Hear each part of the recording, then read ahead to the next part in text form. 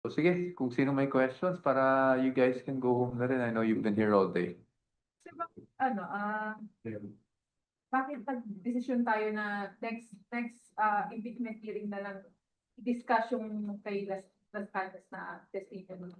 Kasi ano no, kanina yung may mga bagong points na na-raise during the direct testimony of Director Matibag, katulad nung Las Cañas alleged Las Cañas statement, no? I'm not calling it an affidavit because well, we're not sure who signed it, for one, and second, definitely it was not notarized. So which is not conform to what an affidavit should be. So we're calling it just a mere statement. But yun kasi, although admittedly it was attached, no? I think it was attached to the former Senator Trillanes' affidavit, but it was under Article 2 dapat and not under Article 4. So we wanted time to go over the 100-something page affidavit just to make sure we're able to intelligently ask cross questions. So that's why we decided that we would try to seek the permission of the Honorable Impeachment Court if we could have a continuance, meaning kung pwedeng ituloy na lang namin bukas yung cross. And thankfully, we are very thankful to the Impeachment Court na napagbigyan naman po yung ating request. Attorney, so far, kamusta yung naging performance ng defense across examination? Nakuha niyo ba yung targets po ninyo for this witness? Syempre ayoko namang sabihin na naging okay kami dahil that's parang tinataas natin yung sarili nating bangko. But at least for this first half of the cross-examination, we were able to, again, meet our targets. So masaya naman kami sa nangyari. But definitely hindi pa tayo tapos. So itutuloy pa natin tomorrow and we'll see how things go. May mga targets pa tayo, sir, for next? For tomorrow, yes. For tomorrow. Meron din tayo. Meron tayong mga hindi pa nailabas kanina. So hopefully, mailabas natin lahat tomorrow. Attorney, para lang dun para mas maintindihan lang ng public, ano yung sinasabing mga bagong argumento na hindi kasali sa original na narinig nyo ito ba yung kay Las Cañas? Ito ba yung affidavit niya? Ano ba yun? Hindi naman po argumento, but basically documents that were being presented kanina. Yung pangunahin doon yung talaga yung kay Mr. Las Cañas na obviously hindi pa namin narepaso for today because nga hindi dapat siya parte ng Article 4. No? So nagulat tayo na we ventured into that. Wala namang mali doon that we ventured into it. Pero just in the interest of being able to intelligently ask questions on ano yung naging basis ng continuing, ano yung mga, di ba kasi ang sabi, tumaan daw yun as part of the ongoing open investigation. So gusto lang nating mabasa din muna kung ano yung laman talaga ng dokumento na yon. So before we continue with cross-examination, para naman kung sa tingin namin meron pa kaming dapat itanong ukol sa ginagawang investigasyon ngayon na ang sinabi nga kanina ni Director Matibag is still ongoing, bukas na namin may tatanong. Attorney, ano pong kanina po, yung naging technique kanina ni Attorney Vilon during the cross-examination, the usual tactic of impeaching the witness, casting the doubts on the credibility. Without touching on the merits, Attorney, how would you describe Attorney Melvin Matibag as a witness by the prosecution? Siya po ba ay credible?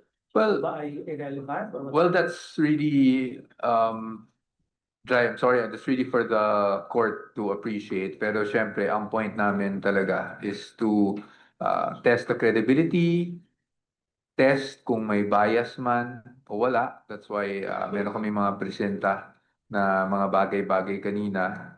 I don't want to specify, but nakita nyo naman, napanood naman natin, no, that we were really just testing the credibility at kung may personal bias yung witness because that will, syempre, affect yung integrity nung kanyang mga naging testimonya or at least yung pagsasagawa ng investigasyon. But whether or not we were able to show that, I think that's really for the impeachment court's appreciation. I don't want to say we did. I don't want to say we did not, no, because that will be, of course, self-serving on our part.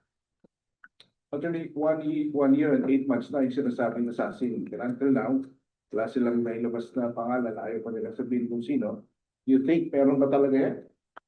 Well, that's something for the prosecution to prove. And yun nga, nabanggit naman, and let's be fair to Director Matibag, nabanggit naman niya na ongoing pa yung investigation, kaya hindi pa siya pwede magsalita. At nasabi rin niya na may mga persons of interest allegedly at hindi lang ma-disclose because obviously these things are confidential. So sa atin, we're just waiting. And if kung meron mang lumabas, whether now, kasi ang mukhang wala namang lalabas now, but nagsabi naman, may isang senator judge rin na nagtanong na kung pwedeng balikan ito, kung sakaling meron ng development dyan, then we'll just be ready to also test kung totoo nga ba o hindi itong paratang na may assassin. Because of course, as we've mentioned, and as the Vice President has mentioned herself, wala naman siyang sinabing assassin or yung katagang assassin was never used in that video.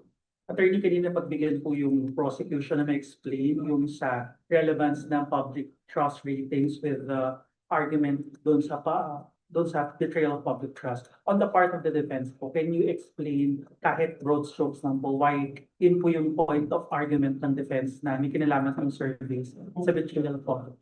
Well, sa atin, pinakita lang naman natin na kung betrayal of public trust ang pinag-uusapan ng tao, yung tiwala ng tao sa ating Vice Presidente, pinakita lang natin at tinanong lang natin, ang point lang naman nun is tinanong lang natin kung yung mga ganong bagay ay kinoconsider din ng NBI sa kanilang investigation, lalo na parating nababanggit yung katagang betrayal of public trust kanina. So it was just a question and Director Matibag naman answered also. Sir, pinpoint out dun sa interjection ni Senator Pia na hindi dapat tanggapin ng evidence yung affidavit ni Las Cañas dahil private document daw, walang notaryo, hindi naman na-test mismo ng tao. Sa tingin nyo, yun ang magiging argumento nyo na hindi dapat talaga tanggapin yun. Kasi sa regular courts, meron kasi talaga tayong rules on evidence, no? Yun kasi yung na-discuss kanina. At ayon sa rules on evidence, syempre kung merong document, if it's a public document, it's presumed to have been duly executed, although kailangan pa rin ma-identify, di ba? Pangalawa, kung it's a private document, then you have to prove that it was in fact duly executed or may due execution. Pag notaryado kasi, nagiging public document na siya. Whereas pag walang notaryo, private document lang siya. That's why sa amin, no, hindi namin siya tinatawag na affidavit kasi magiging affidavit lang naman pag sumumpa ka sa katotohanan ng mga sinasabi mo. That goes for everyone. And dito sa instances na ito, hindi kasi nangyari yon. No, and pagdating naman sa rules on evidence, syempre, yan talagang rules na sinusundan naming mga abogado sa regular courts. Now, sa impeachment court, we will leave it up to the impeachment court kasi nga, no, parating nasasabi yung term na liberally construed yung rules, meaning they will not strictly impose the rules, but still, it's our firm position na hindi naman pwedeng baliwalayin lahat ng rules, di ba? Kasi kung hindi, bakit pa tayo naglilitis? So we still have to, syempre tayo ang position natin is we always have to follow the rules, whether it be the rules on impeachment according to the Senate rules, no, or the Constitution or the rules of court, which is suppletory in nature. So syempre yun ang kinikilingan natin because we are the defense, no, and syempre we are here to protect the rights of our client against, arbitrary admission of certain pieces of evidence. Sir, yung AO11 ng NBI, bakit mahalaga rin na mapag-aralan nyo muna? Sa amin, gusto lang namin makita kung anong saklaw ng AO11. That's why nag-request tayo ng copy kanina. Third question, attorney. Kanina dun sa habang sa line of questioning po natin, particularly on the documents, pinoint out ni lead prosecutor Jerry Luis Roy yung paggamit ng mga X dun sa visualization, saying it's misleading. It could be interpreted po also by some as an active attempt from the defense to mislead the public. Can you respond po? No, definitely not. There was no intention to mislead the public. Ang point lang namin doon is gusto lang natin pakita through graphics kung ano yung may personal knowledge siya, ano yung wala. Para lang mas madaling ma-appreciate, diba, na itong dokumento na to, wala kang personal knowledge. Itong pangalawang dokumento, wala rin siyang personal knowledge. It's really to show aling dokumento yung may personal knowledge sa wala. Because syempre, a witness can only testify as to matters wherein he or she has personal knowledge over. To sum it up, mga 14 ba yung mga documents na wala siya personal knowledge? I lost count. I lost count. But definitely anything prior to his term, and that's understandable, no? Anything prior to the term of Attorney Matibag as NBI Director, wala talaga siyang personal knowledge. At yun naman ay inamin naman niya at stipulate, in fact, they tried to stipulate kanina. But tayo, we just wanted to show kasi part ng line of questioning natin yan. And hindi na sana dapat siya ginawang witness tungkol doon. Tungkol doon, yes. But I think let's also be fair. I think the testimony also centered around yung investigation na ginagawa ni Director Matibag sa ngayon. No? Yung kumbaga hindi yung investigation that led to the to the to the affidavit of investigation that they submitted to the DOJ for preliminary investigation, but rather on this second investigation dun sa ongoing threat. Sir, it means po ba, sir, ang pinapoint out ng defense na possible chismis or sabi-sabi lang yung mga na ibahagi ni or yung mga sinasabi ni Attorney Matibag? No, ang sinasabi natin is pagdating dun sa unang investigation na wala siyang personal knowledge, yun po ay tinatawag nating hearsay. No? So ibig sabihin, wala kang personal na kaalaman kasi hindi ka na-involved doon sa investigasyon na yun. Yun lang naman po yung sinasabi natin. Any comment lang? Kasi originally, among the impeachment complaints at the House level, they included the alleged participation of the Vice President doon po sa extrajudicial killings in Davao City. But nung sa articles of impeachment, na-drop na nila yon. And here we are, during the trial, siningit nila yon during the presentation with apparently not notarized affidavit. Any comment on that? Well, I think I don't want to speculate on what the strategy was or ano yung punto ng prosecution. I'm sure meron silang strategy or meron silang puntong gustong ipakita dyan. Maybe pattern, maybe kung ano man yun. But ang sa atin nga, hindi natin pwede tanggapin yung katotohanan ng mga nakasulat dun sa umanong statement ni Mr. Las Cañas because hindi naman siya in the form of affidavit. At pangalawa, si Mr. mas importante to, si Mr. Las Cañas lang po yung pwedeng mag-identify ng sarili niyang affidavit and no one else.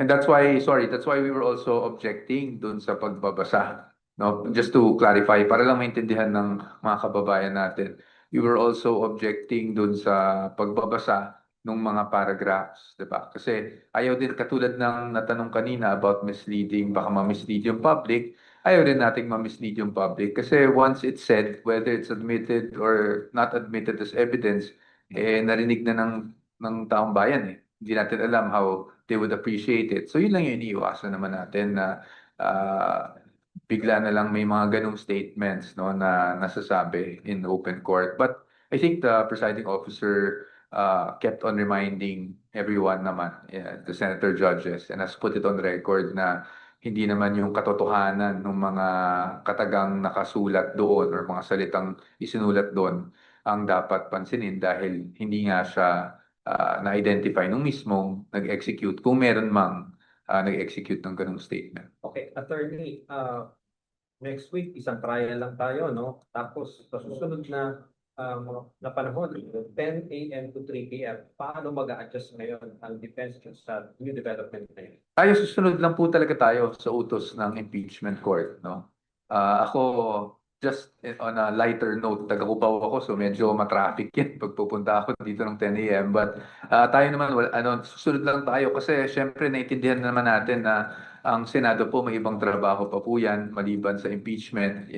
Budget season is coming up. At syempre, may mga legislative work din sila na kailangan gawin. So, hindi naman po tayo maangal kung ano pong iutos ng impeachment court as far as schedule is concerned, susunod lang po talaga tayo. Mas maganda ba yun sa inyo na ngayon kasi 2 p.m. to sawa ang term dyan eh. Yung 10 to 3 talagang may time limit na. Opo. Wala naman kaming nakikita na mas maganda o hindi. Siyempre, in a way, nasanay tayo sa ganitong schedule and sa defense team, wala naman kaming problema kahit 1 to sawa tayo. Para lang matapos yung kailangan nating tapusin. Kasi nga, both sides, parati ko sinasabi, would not want this to go on any further and to have any unnecessary delays. But definitely we'll have to adjust at least to the time, and syempre kami may mga preparations din kaming ginagawa prior to the hearing itself or prior to trial. So kahit yun adjust namin yung mga timetable din namin. But we're willing to comply. For the record lang, sir. Kasi may mga nagsasabi na pinasok na yung personal na buhay ni Atty. Matibag. Especially dun sa asawa po niya kay Congressman Matibag. Any on that, sir? We meant no offense, and I hope none was taken by Director Matibag. We respect that, except that syempre sa cross-examination, you really have to test not just the credibility but also bias, no? That's why kanina kung naririnig nyo, pag nag-object yung sagot namin dun sa objection, it goes into bias, diba? So we have to check kung ang bawat testigo ay biased. Di ba? Hindi ka. And on the part of the prosecution, pag kami naman yung nag-represent ng aming witness, I'm sure isa rin yan sa mga titignan nila kung may bias yung aming mga witnesses. In-approve nyo yung point nyo versus Director Matibag. I don't want to say whether we proved it, or we were able to prove that or not. I think it's really for the appreciation. And also, I don't want to say that in fairness na rin to Director Matibag. So we will just leave it up to the impeachment court to take what they got from that. Papahabol lang po last question. Na-mention po kanina at tinanong ng defense na kung nakipagkita daw po si Atty. Matibag sa ilang mga prosecutor, and he said na regarding lang daw doon sa kanyang pagtestigo. And sabi niya na kapag papatawag din siya ng defense ay haharap din naman siya. So is it possible na ipatatawag niyo rin po siya to discuss matters for the time when he will stand as a witness for the defense? That will depend. Sa ngayon, wala pa naman po. Wala pa kaming napag-uusapan. Kasi nga, hindi pa namin alam kung kailan ba talaga yung presentation namin. Ang usapan kasi sa tapusin muna lahat ng articles. And then kami yung susunod na mag-represent. So medyo matagal-tagal pa. So hindi pa namin pinag-uusapan. If that changes, then perhaps we'll need to talk about that. No? But yung pagpapatanong naman sa kanya kung kung nakausap niya, kung sino man ang sa prosecution, it's just to test kung rehearsed ang testimony or not. No? But again, let's be fair to Director Matibag. He explained naman na yes, nakausap niya, pero ang pag-uusap naman is just with the scope, kung ano yung kailangan magiging scope ng testimony niya, and that's normal. That's okay. Sorry, last sa talaga for my part. Attorney, pinakita din po kanina yung sa trust ratings. Will the defense claim sa surveys on the trust of the public to Vice President as we go along the impeachment trial? Well, right now, I can't say for sure. And if I could, I also won't disclose it because it's part of strategy, and I hope you understand.